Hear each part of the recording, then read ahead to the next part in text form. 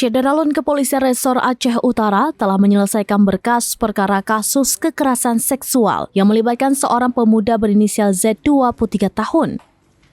Pelaku tidak hanya diduga melakukan pemerkosaan terhadap pacarnya, tetapi juga mengancam akan menyebarkan video intim korban di media sosial jika keinginannya tidak dipenuhi.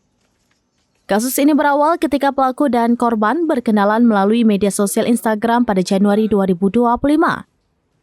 Hubungan mereka berkembang secara daring sebelum akhirnya bertemu langsung pada 2 April 2025 di kota Panton Labu. Dalam pertemuan tersebut, pelaku mengajak korban bepergian menggunakan sepeda motor milik korban menuju Takengon. Namun di tengah perjalanan, pelaku mengubah tujuan dan memujuk korban untuk pergi ke Banda Aceh dengan alasan tidak mengetahui rute ke Aceh Tengah. Korban sempat menolak karena khawatir orang tuanya marah, tetapi pelaku memaksanya mematikan ponsel dan melanjutkan perjalanan. Sesampainya di Banda Aceh pada dini hari 4 April, pelaku membawa korban ke tempat kerjanya di sebuah salon. Di sana korban mengalami pemaksaan seksual berulang kali. Keesokan harinya, pelaku dan korban kembali ke Aceh Utara menggunakan angkutan umum. Setibanya di Lok Sukon, pelaku menyuruh korban pulang sendiri ke Langkahan. Orang tua korban yang khawatir kemudian meminta penjelasan. Setelah mengetahui kejadian sebenarnya, keluarga korban melaporkan kasus ini ke polisi pada 5 April 2025. Unit Perlindungan Perempuan dan Anak atau PPA Satreskrim Polres Aceh Utara berhasil menangkap pelaku pada hari yang sama. Kasareskrim Polres Aceh Utara AKP Dr. Bustani menyatakan berkas perkara telah lengkap dan akan segera dilempahkan ke kejaksaan. Ancaman penyebaran video menjadi unsur pemberat dalam tuntutan hukum.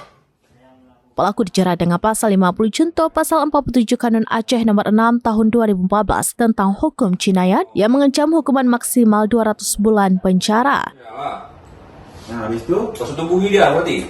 Saya setubuhi dia. Berapa kali yang mau setubuhi dia? Dalam satu malam, satu hari 5 kali.